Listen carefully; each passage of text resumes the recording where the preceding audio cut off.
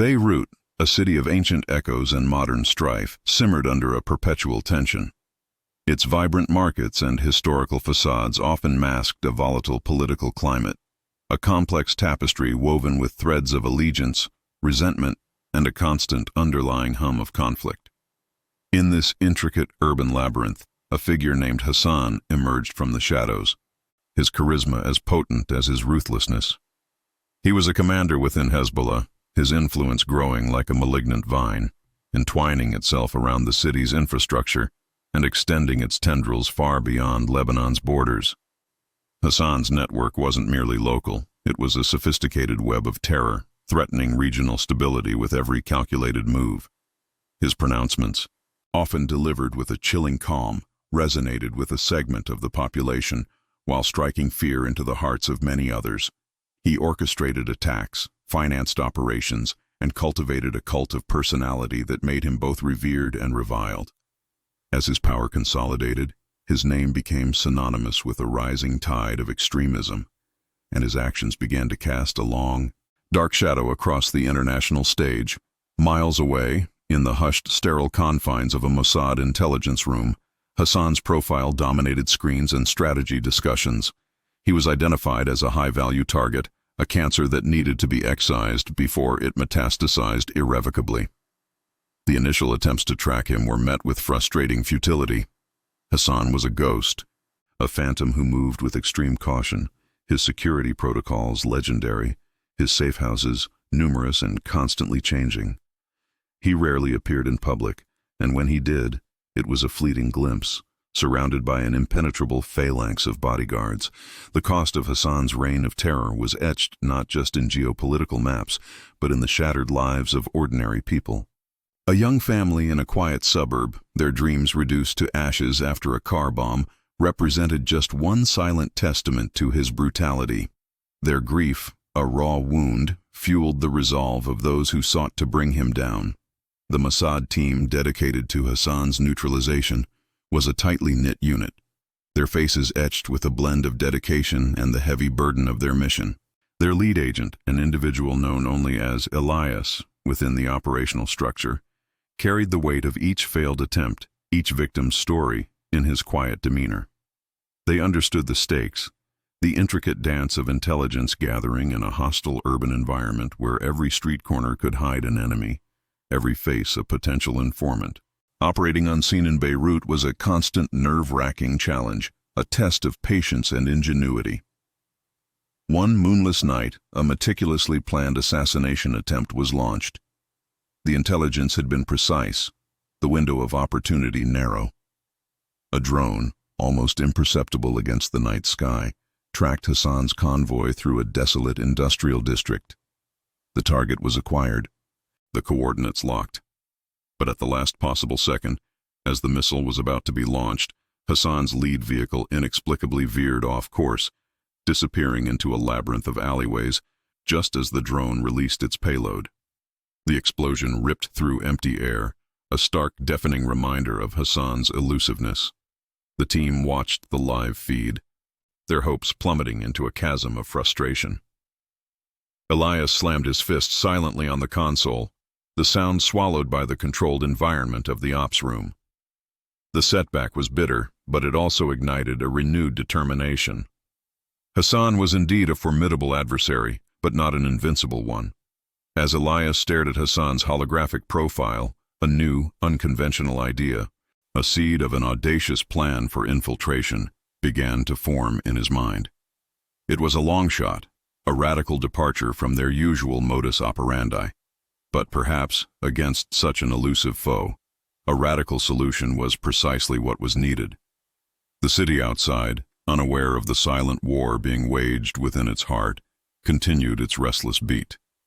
The audacious plan, once a mere flicker in Elias's mind, rapidly solidified into a comprehensive, long-term infiltration strategy. The traditional methods had failed. It was time for a different approach, one that required patience, meticulous planning, and an operative of extraordinary caliber. The green light came swiftly from the highest echelons of Mossad, recognizing the imperative to neutralize Hassan. even if it meant venturing into uncharted operational territory. Central to this new strategy was the introduction of Ilara. She was not the typical field agent, a blunt instrument of espionage. Instead, Ilara possessed a unique blend of sharp intellect, an almost preternatural ability for observation, and a deep intuitive understanding of complex systems, honed by a background in advanced engineering. Her mind was a labyrinth of algorithms and designs, capable of deconstructing and rebuilding anything, from intricate microprocessors to human behavior.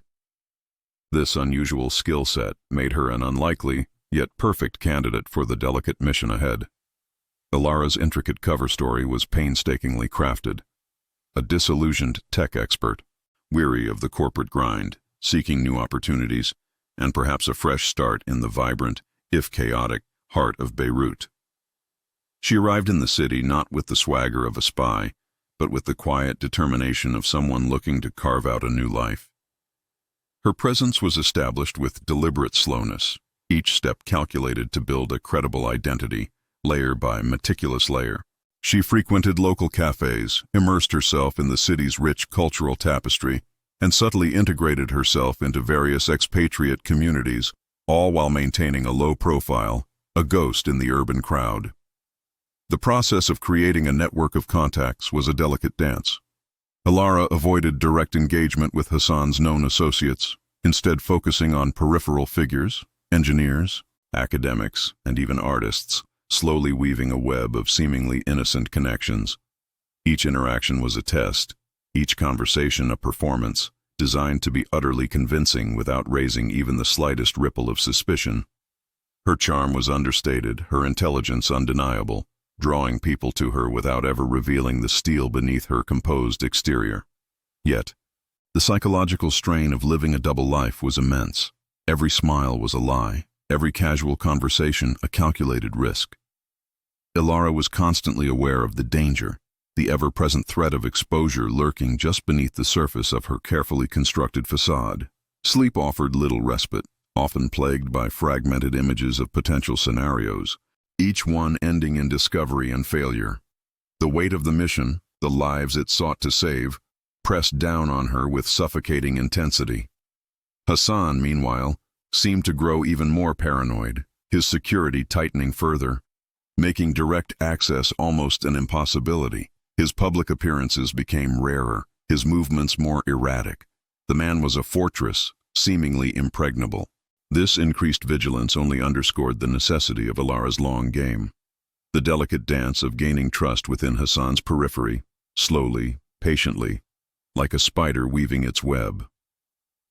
One sweltering afternoon, Ilara found herself in a crowded souk, negotiating for a rare electronic component for a fictional project. A sudden, unexpected raid by local security forces sent a wave of panic through the market. People scattered, stalls overturned. Ilara, caught in the surge, found herself pressed against a wall, a young, frantic officer's rifle barrel inches from her face, his eyes darting suspiciously. Her heart hammered against her ribs, but her expression remained calm, a carefully practiced blend of confusion and mild annoyance. She spoke in fluent Arabic, feigning indignation at the disruption, and after a tense minute that felt like an eternity, the officer, distracted by a commotion elsewhere, pushed past her, leaving her shaken but outwardly composed. Her cover had been perilously close to being blown. The emotional toll of these superficial connections was also significant. Ilara found herself forming genuine, albeit one-sided bonds with innocent people, individuals who saw her as a friend, a colleague. She shared tea with them, discussed their lives, their dreams, all while knowing her true purpose would shatter their perception of her, should it ever be revealed. The guilt was a quiet, persistent hum beneath her resolve, a constant reminder of the human cost of her mission. Through careful observation, through countless hours spent analyzing intelligence reports and subtle behavioral cues, Ilara finally identified a key weakness in Hassan's seemingly impenetrable security. It wasn't a flaw in his guards or his roots, but a deeply ingrained personal trait. His undeniable fascination with technology and luxury gadgets. He possessed a collector's zeal for the latest innovations, a vulnerability that, once exploited, could become his undoing. This was the opening they had been waiting for, the chink in the armor of the ghost of Beirut. Ilara, recognizing the critical vulnerability, began to subtly exploit Hassan's interest in technology. She understood that a direct approach would be met with suspicion, so her strategy was one of gradual, almost accidental, revelation. During casual conversations within the periphery of Hassan's network, she would drop carefully crafted remarks about cutting-edge advancements, revolutionary designs, or sophisticated engineering solutions she had supposedly encountered or even developed. Her words were always precise, technical enough to convey expertise but accessible enough to pique curiosity. She never boasted, merely shared information as if it were common knowledge among her fictional peers. Her reputation as a brilliant, albeit reclusive engineer began to circulate. It was a slow burn, fanned by the individuals she had cultivated in Hassan's outer circle, who, impressed by her intellect, unwittingly became her unwitting publicists. Eventually, a seemingly innocuous project, one that required a highly specialized technical solution, presented itself. It was the perfect opportunity. Ilara, through her carefully placed contacts, was recommended as the only person capable of delivering the required innovation. This brought her at last into Hassan's inner sanctum, a place of hushed voices and constant watchful eyes. The initial interactions with Hassan were a dangerous game of cat and mouse, a subtle test of wills and intellect. Hassan's cold, calculating demeanor was immediately apparent. His eyes, dark and piercing, seemed to weigh every word, every gesture, searching for deception. He was a man of few words, his presence commanding, his silence unnerving. Ilara, however, maintained her controlled composure, her feigned humility masking a mind churning with strategic assessments. She answered his pointed questions with confident, detailed technical explanations, never faltering, never revealing the tremor of apprehension that sometimes ran through her. Internally, Ilara wrestled with the moral implications of her deception. Each interaction, each step deeper into Hassan's world, felt like a betrayal not just of her cover, but of her own sense of self. She was a weapon, carefully honed, but the human cost of her mission, the target's ultimate fate, weighed heavily on her conscience. Yet, the images of the victims, the intelligence reports detailing Hassan's atrocities, solidified her resolve. This was a necessary evil, a grim duty. The focus shifted to the design and construction of the special watch. This was Ilara's domain, her true expertise. She poured herself into the task, working in a secluded, secured workshop provided by Hassan's organization, ostensibly for other projects. The watch had to be a masterpiece of miniaturization and stealth. Its casing, elegant and refined, would conceal a sophisticated, miniature explosive device, no larger than a grain of rice, yet potent enough to achieve its deadly purpose. The technical challenges were immense: power source, detonation mechanism, perfect camouflage within the intricate gears and springs of a luxury timepiece. Every component had to be custom fabricated, every connection flawless. Ilara meticulously crafted the device, using her engineering genius to overcome each hurdle. She designed a multi-layered casing that would absorb the shock of the internal explosion, directing the force outward, maximizing its lethality while minimizing external damage to the watch itself.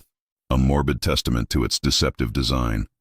She tested the device in secret, in a remote, controlled environment, ensuring its reliability and lethality. The explosions were small, contained, but the force was undeniable. The watch was a silent, ticking death sentence. Just as the final touches were being applied, a sudden, unexpected change in Hassan's routine threatened to derail the entire plan. He announced an unscheduled extended trip out of Beirut, a sudden departure that would take him away for weeks, potentially months. The watch was ready, but the opportunity to present it, to place it on his wrist, was slipping away. Panic, cold and sharp, gripped Ilara. The window of opportunity was closing, and with it, the culmination of months of perilous deception. The news of Hassan's impending departure sent a jolt of fear through Ilara, but she quickly recalibrated. This was not a derailment, but a challenge, another intricate layer in the treacherous politics within Hassan's organization. She had to adapt, to insinuate herself further, faster, She intensified her efforts, subtly demonstrating her indispensable value, not just as a tech expert, but as someone who understood the intricate web of loyalties and rivalries that defined Hassan's inner circle. She listened more, observed more, offering quiet, insightful counsel on minor logistical issues and technical improvements that genuinely benefited his operations. During this intense period, Ilara found herself in unexpected moments of camaraderie. One evening, while overseeing the calibration of a secure communication system, she shared a late meal with Ahmed, a lower-ranking member of Hassan's security detail. He was a young man, barely older than her, with a quiet dignity and a clear devotion to his family. They spoke of mundane things, the quality of the local coffee, the challenges of maintaining equipment in the Beirut humidity. In those fleeting moments, the line between her true self and her fabricated persona blurred, leaving a bitter taste in her mouth.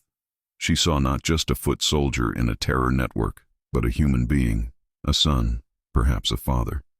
The emotional burden weighed heavily, a constant thrum beneath her carefully constructed facade.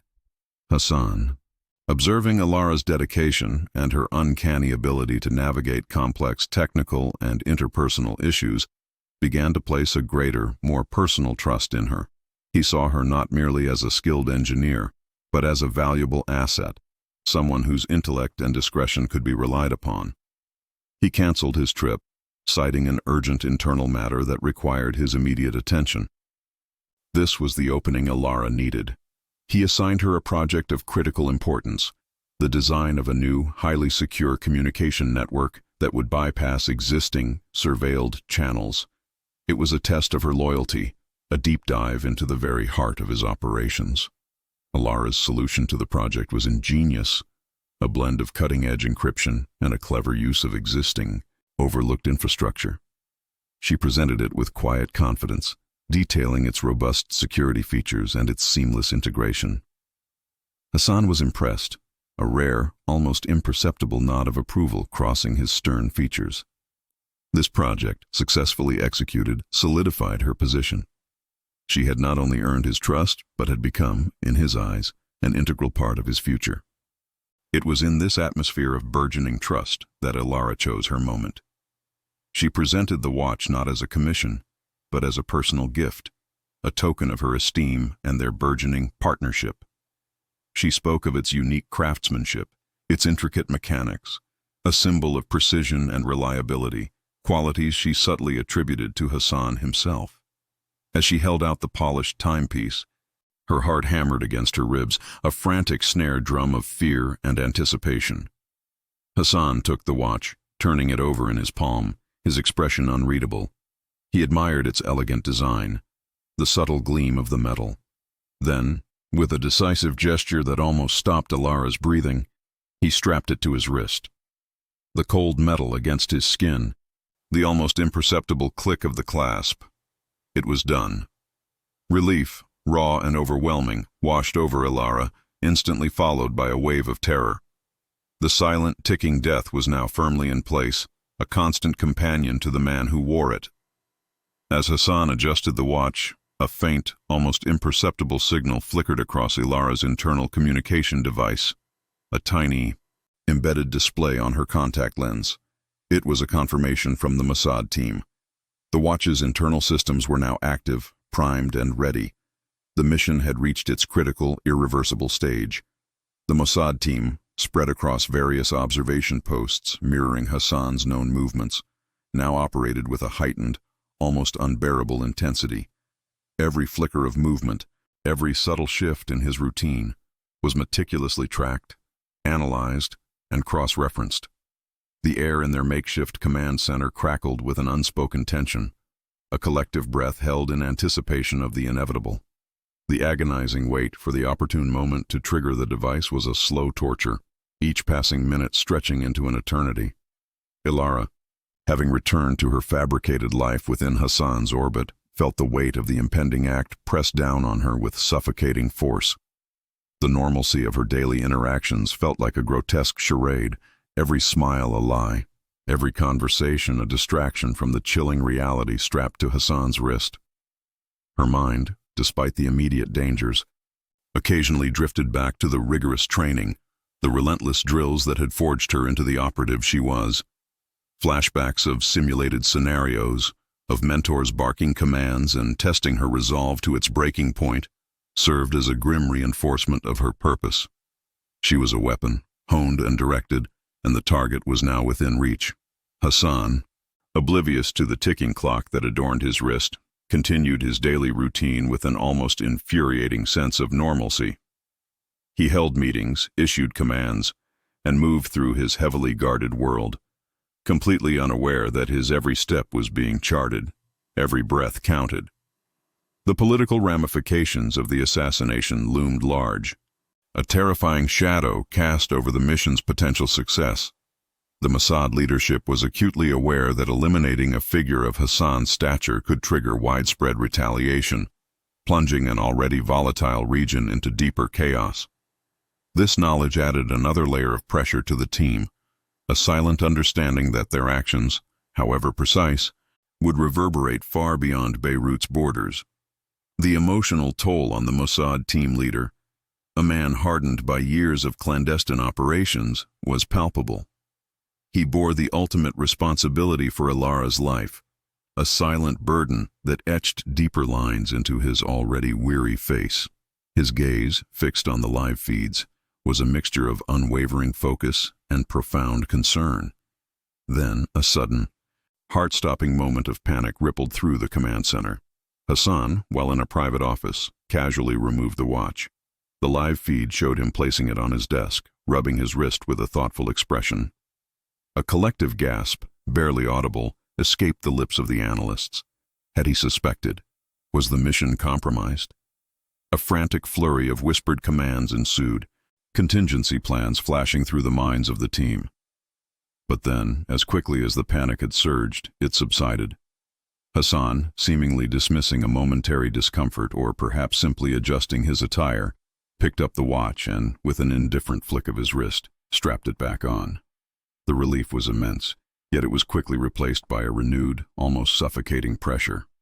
The window of opportunity, always narrow, felt like it was shrinking with every second. Just as the team began to regain their composure, a new, unexpected event threatened to shatter their carefully constructed timeline. Intelligence reports, rapidly filtering in, indicated an unscheduled high-level meeting had been called. Hassan was expected to attend, not in his usual secure compound, but at a less fortified, though still heavily guarded, location in the heart of the city. The conditions were far from optimal, the risks significantly higher, but the opportunity was undeniable. The sudden development forced the team to consider immediate action, despite the suboptimal conditions, pushing them to the brink of a decision that would change the course of their mission, and perhaps the region, forever. Hassan, ever the showman, decided to make this unscheduled meeting a grand display of his unwavering authority. He would address a gathering of various faction leaders and local dignitaries, a rare public appearance that, to the Mossad team, screamed both danger and unparalleled opportunity. This was it, the optimal, albeit undeniably risky, moment they had been waiting for, a chance to strike at the heart of his network with maximum impact. The decision was made swiftly, a silent consensus passing between the team leader and his analysts. There would be no more waiting. Miles away, Alara received the silent command. A single encrypted message flashed across her secure device, a code word devoid of emotion, yet carrying the crushing weight of her entire mission. Prepare for activation. Her breath hitched, a cold tremor running through her. This was the precipice. Her final moments of internal conflict were sharp, vivid flashes of doubt and the gnawing awareness of the irreversible act she was about to commit. But then, the years of rigorous training, the unwavering dedication to her mission, asserted themselves. A steely resolve settled over her, hardening her gaze and steadying her hand. There was no turning back. The meticulous sequence of actions required to trigger the watch bomb remotely had been rehearsed countless times in her mind. Every button press, every digital confirmation, every second of delay had been ingrained into her muscle memory. She moved with a practiced, almost ritualistic precision, her fingers dancing across the interface of her small, nondescript device. Each step was a commitment, severing another link to the life she had once known, propelling her irrevocably towards the abyss. Meanwhile, Beirut pulsed with its usual vibrant, chaotic rhythm, completely oblivious to the impending explosion that would soon rip through its fragile peace. Vendors hawked their wares, children played in the narrow streets, and the evening call to prayer echoed softly from distant minarets. Life, in its beautiful mundane reality, continued, unaware that a single calculated act was about to shatter its tranquility. Hassan, resplendent in his customary attire, took to the makeshift podium. His voice, amplified by crackling loudspeakers, boomed across the assembled crowd. He spoke of resilience, of defiance, of the unwavering spirit of his people. His gestures were grand, his eyes alight with the zeal of a true believer, showcasing his power and influence to all who listened. He was a force, an undeniable presence, and the crowd hung on his every word, captivated by his charisma. Ilara's hand, poised above the trigger, trembled almost imperceptibly. Her breath was held, her heart a frantic drum against her ribs. She watched him, a figure on a screen, utterly unaware of the invisible thread connecting his life to her finger. The world seemed to narrow to this single point, this singular moment. The years of deception, the emotional toll, the constant danger, it all culminated here. Then, with a decisive, almost clinical efficiency, she pressed the button. There was no sound, no flash of light from her end, only a silent, unseen act of vengeance unleashed upon the unsuspecting target. A fraction of a second later, a deafening roar ripped through the air, tearing apart the illusion of peace. The immediate, devastating explosion consumed the podium and everything around it in a fiery maelstrom of concrete and shrapnel. A mushroom cloud of dust and smoke billowed upwards, obscuring the scene, creating instant chaos as screams erupted and people scattered in terror. The live feed went dead, replaced by static.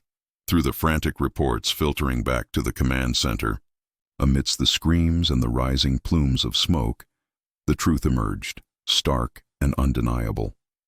Hassan's demise was confirmed amidst the destruction. The mission, against all odds, was complete. The immediate aftermath plunged Beirut into a maelstrom of chaos. Sirens wailed, their mournful cries slicing through the panicked screams of the innocent and the enraged shouts of Hassan's loyalists. Smoke billowed into the twilight sky, painting a grim canvas above the city, a stark testament to the violence that had just erupted. Amidst this unfolding pandemonium, Ilara moved with a swift, practiced efficiency, a ghost in the swirling dust and confusion. Her training had prepared her for this precise moment, for the necessity of blending seamlessly into the panic, becoming just another face in the terrified crowd. She shed the last vestiges of her fabricated persona, her eyes scanning for escape routes, her mind a whirlwind of calculated risks and predetermined maneuvers. The Mossad team, watching from a clandestine location, initiated the complex and dangerous extraction plan. Every detail had been meticulously rehearsed, every contingency accounted for. Yet the unpredictable nature of such an event always introduced variables. International outcry erupted almost immediately, a firestorm of condemnation and accusations. Geopolitical fallout from Hassan's assassination spread like wildfire across news channels and diplomatic corridors. Hezbollah's response was swift and furious, their leaders vowing revenge, their rhetoric laced with threats of retaliation that promised to destabilize an already volatile region. The stakes, already impossibly high, had just soared. Ilara's journey through the labyrinthine streets of Beirut was a harrowing odyssey. She navigated the choked alleyways, sidestepped frantic civilians, and expertly evaded the rapidly deploying security forces who were now swarming the area. Her senses were heightened, each shadow a potential threat, each distant siren a reminder of the hunters closing in. Close encounters were inevitable, a sudden turn, a fleeting glimpse of a uniform, a shouted command that sent adrenaline coursing through her veins. But her training, honed over years of relentless preparation, kicked in, allowing her to react with instinctual precision, melting into the urban landscape as if she were a part of its very fabric. She moved with the silent grace of a predator, her focus absolute, her determination unwavering. The emotional and physical exhaustion began to set in, a creeping numbness that threatened to overwhelm her. The weight of her actions, the sheer audacity of what she had just accomplished pressed down on her, threatening to crack the facade of steely resolve. Yet, she pushed forward, driven by the singular goal of reaching the extraction point. The thought of failure, of being captured, was a chilling motivator, propelling her through the exhaustion and the fear. With each step, the city seemed to both shrink and expand, its familiar landmarks now imbued with a menacing aura. Every street corner felt like a choke point, every open space a potential trap. Finally, after what felt like an eternity, she reached the designated rendezvous. A nondescript vehicle, perfectly camouflaged amidst the urban traffic, awaited her. The door opened, a silent invitation, and she slipped inside, collapsing onto the seat. The tension finally beginning to drain from her body. A wave of profound relief washed over her, a dizzying sensation that threatened to bring tears to her eyes. But it was a relief mixed with the lingering trauma of her actions, the indelible imprint of the destruction she had wrought. The successful exfiltration of Alara was confirmed, the vehicle merging seamlessly into the flow of traffic, leaving Beirut and its chaos behind. As the city lights receded in the rearview mirror, a sense of profound emptiness settled within her. The mission was accomplished, but the conflict, she knew, was far from over. The whispers of revenge, the rumblings of future clashes, hinted that this was merely a prelude to another, perhaps even deadlier chapter in the ongoing shadow war. Alara's debriefing was a sterile affair, a clinical dissection of her mission in a secure, undisclosed location. The words spoken were precise, factual, devoid of emotion, yet beneath the surface, a storm raged. She recounted every detail, every interaction, every heartbeat of fear and triumph, but the true processing occurred in the quiet hours of the night, when the images replayed behind her eyelids. The psychological impact of her mission was profound. The invisible scars of her sacrifice would never fully heal. She had become an architect of death, a puppet master of destruction, and that truth clung to her like a shroud. Meanwhile, the Mossad team, their faces etched with a mixture of relief and weariness, reflected on the mission's success. Hassan was gone, a significant victory in the relentless war against terror. Yet, they understood the heavy cost. Alara, their brilliant operative, had returned, but a part of her remained in that bombed-out square in Beirut. The geopolitical landscape, though temporarily altered, remained volatile. Peace, a concept so often invoked, remained as elusive as ever, a distant mirage in a world perpetually on the brink. Hassan's death, while a tactical win, was merely a ripple in the vast ocean of conflict, not its cessation. Alara attempted to rebuild her life, a fractured mosaic of her past and her present. She sought solace in anonymity, retreating from the world that had demanded so much of her. Mundane tasks, once dismissed as trivial, now held a strange comfort, a tether to a normalcy she yearned for. Yet the past was a relentless shadow, always lurking, always reminding her of the choices she had made, the lives she had taken, and the person she had become. She grappled with the nature of justice and revenge, questions that had no easy answers, only an enduring, unsettling echo within her soul. Was it justice for the victims, or merely a sophisticated form of state-sanctioned revenge? The lines blurred, leaving her with a profound sense of ambiguity. The legacy of Hassan's death was complex. It was a temporary disruption to Hezbollah's operations, a blow to their morale, but it was not an end to violence. New leaders would emerge, new strategies would be formed, and the cycle of conflict would inevitably continue. Alara knew this with a chilling certainty. Her actions had bought time, perhaps saved lives in the short term, but the underlying currents of hatred and extremism remained, a potent, unyielding force.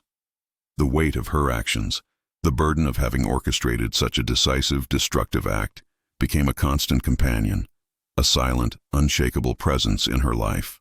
It shaped her perceptions, colored her interactions, and defined her solitude. In a quiet moment of reflection, perhaps by a window overlooking a cityscape that was not Beirut, Ilara contemplated her journey. She saw the young, idealistic engineer, full of promise and ambition, and the hardened operative who returned, forever changed. The transformation was complete, irreversible.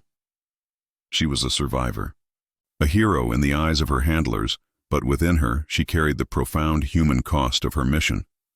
The watch, a symbol of precision and destruction, now existed only in her memory, a stark reminder of the thin line between creation and annihilation. The final poignant image of Ilara was not one of triumph, but of quiet contemplation. She was a woman forever marked, a testament to the relentless, often unseen battles fought for national security. Her sacrifice, her descent into the moral ambiguities of espionage, served as a stark reminder that while such actions might be deemed necessary, their reverberations echoed deep within the human spirit. It was a bittersweet conclusion, acknowledging the grim necessity of such operations while highlighting their profound and lasting human cost, a silent testament to the shadows that define our world.